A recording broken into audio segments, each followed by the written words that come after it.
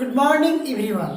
तो आज की क्लास में हम सब पढ़ेंगे यूज ऑफ विल, विल का प्रयोग। तो विल का प्रयोग कहाँ करेंगे? विल का प्रयोग एनी फ्यूचर प्लान में किया जाता है। मीन्स अगर हमने कोई भविष्य में कोई प्लानिंग कर रखी है तो उस स्थिति में विल का प्रयोग करते हैं। जैसे मैं कल तुमसे मिलूंगा, कल मैं दिल्ली जाऊंगा, कल मैं गणित की पढ़ाई पढ़ूंगा, तो यह मेरा फ्यूचर का प्लानिंग है। तो फ्यूचर की जब प्लानिंग हो तो उसमें हम लोग विल का प्रयोग करते हैं। मीन्स क्या आएगा जी? Any future plan. कोई भी अगर हमारा फ्यूचर में प्लान हो तो उस स्थिति में हम विल का प्रयोग करेंगे। तो अब विल के प्रयोग को आइए हम कुछ स्ट्रक्चर द्वारा समझते हैं, स्ट्रक्चर के थ्रू समझते हैं। तो हमारा स्ट्रक्चर क्या रहेगा? स्ट्रक्चर हमारा हो गया subject plus will plus V1 plus other word. ये हमारा एक स्ट्रक्चर हो गया, subject plus will plus V1 plus other word. को इस स्ट्रक्चर के द्वारा समझते हैं। स्ट्रक्चर हमारा क्या है? Subject plus will plus V1 plus other word. मैंने अभी बताया कि विल का प्रयोग फ्यूचर में कोई प्लानिंग हो उसके लिए किया जाता है। तो ट्रांसलेशन है मैं कल तुमसे मिलूंगा, यह मेरा कल का प्लानिंग है कि मैं कल तुमसे मिलूंगा, यह एक मेरा प्लान हो गया फ्यूचर के लिए। तब हम यहाँ पर विल का प्रयोग करें। तो आइए अब हम इस ट्रांसलेशन को इस स्ट्रक्चर के द्वारा बनाते हैं। आई विल, आप यहाँ पर विल के स्थान पर सेल का प्रयोग कर सकते हैं। आई और वी के साथ सेल का प्रयोग किया जाता है, तो आप सेल का भी प्रयोग कर सकते हैं। मैं विल से बना रहा हूं, विल से भी बन सकता है। I will meet you tomorrow, मैं कल तुमसे मिलूंगा। I will meet you tomorrow. Second है वह यहाँ आएगी, she will come here. Third है तुम अंग्रेजी पढ़ोगे, यू विल रीड इंग्लिश। तो इस तरह से आपने देखा कि विल का प्रयोग फ्यूचर में कोई प्लानिंग की गई हो तो उसके लिए आप विल का प्रयोग कर सकते हैं और इस स्ट्रक्चर के द्वारा आप बना सकते हैं। विल का सेकंड प्रयोग कंडीशनल के संदर्भ में किया जाता है। कंडीशनल, कंडीशनल के संदर्भ में किया जाता है। कंडीशनल मीन्स होता क्या है? कंडीशनल मीन्स होता है शर्त, होता है ना जी, शर्त। तो विल के क्या शर्त होते हैं? कौन से शर्त में हम विल का प्रयोग करेंगे? हिंदी वाक्य के ट्रांसलेशन दो वाक्य वाले फ्यूचर के होते हैं। हिंदी में फ्यूचर के दो वाक्य होते हैं। जैसे तुम अंग्रेजी पढ़ोगे तो पास हो जाओगे, दोनों में गागा आ गया। तुम अंग्रेजी पढ़ोगे तो पास हो जाओगे, दोनों में फ्यूचर आ गया। लेकिन जब हम इसे अंग्रेजी में अनुवाद करते हैं, इंग्लिश में ट्रांसलेट करते हैं, तो दो बार विल का प्रयोग नहीं होता है। अंग्रेजी में एक ही सेंटेंस में दो वाक्य फ्यूचर के नहीं होते हैं, हिंदी में होते हैं। अगर तुम हाथ को धोओगे तो कोरोना से बचोगे, दोनों फ्यूचर।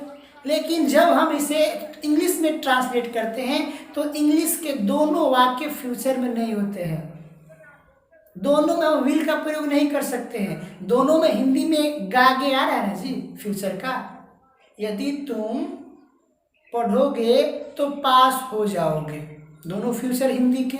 लेकिन जब इसे हम इंग्लिश में ट्रांसलेट करेंगे तो दोनों फ्यूचर, यानी दोनों में विल का प्रयोग नहीं करेंगे। तो आइए अब हम इस शर्त वाले कंडीशनल वाले सेंटेंस को स्ट्रक्चर के द्वारा एक स्ट्रक्चर लिखा है। स्ट्रक्चर है if plus subject plus V1 या V5 plus other word plus कमा plus subject plus will plus V1 plus other word. तो ऐसे स्ट्रक्चर का प्रयोग कंडीशनल के लिए किया जाता है, कंडीशनल वाले सेंटेंस में किया जाता है। तो इसको हम एग्जाम्पल के द्वारा समझते हैं। यदि तुम अंग्रेजी पढ़ोगे तो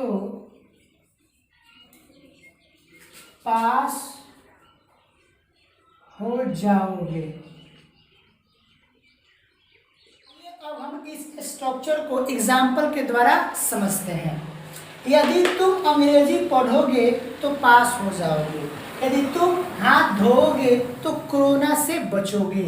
यदि तुम घर से बाहर जाओगे तो पुलिस से पिटोगे। तो यह दोनों सेंटेंस दिख रहे हैं, एक सेंटेंस में दो सेंटेंस दिखाई दे रहा है।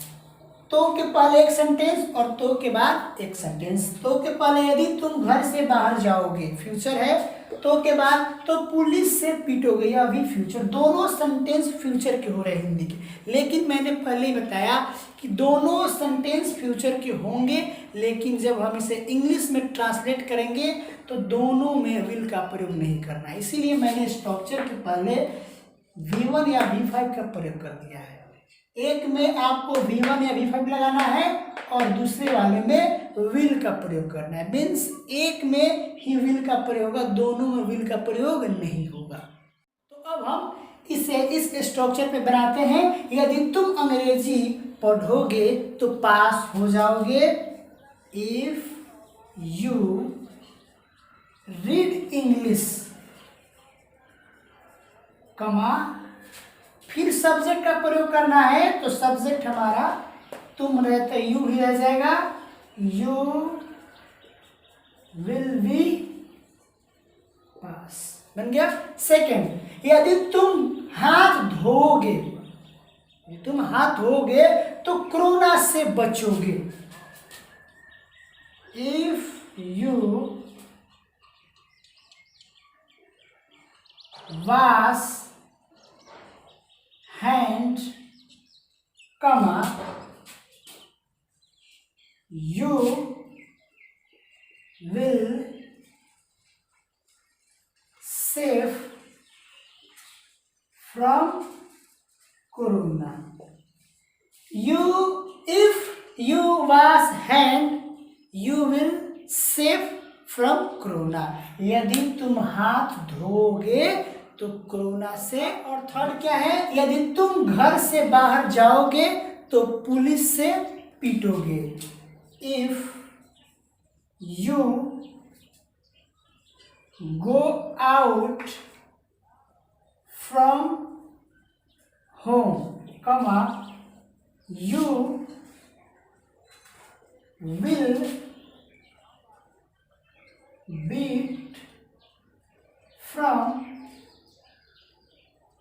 Police. If you go out from home, you will beat from police. यदि तुम घर से बाहर जाओगे तो पुलिस से पीटोगे। तो ऐसे कंडीशनल वाले सेंटेंस को हम इस स्ट्रक्चर से बनाएंगे।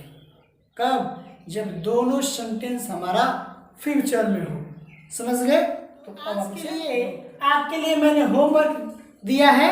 ये 6 ट्रांसलेशन है और आपको खुद से इस पर 20 ट्रांसलेशन बनाने हैं। खुद से बनाइए। आप जब तक खुद से बनाना नहीं सीखिएगा आप इंग्लिश नहीं सीख सकते हैं। तो खुद से हिंदी ट्रांसलेशन बनाइए और उस पे आप इस स्ट्रक्चर का प्रयोग करके उसको ट्रांसलेट कीजिए। तो इसे नोट कर लीजिए।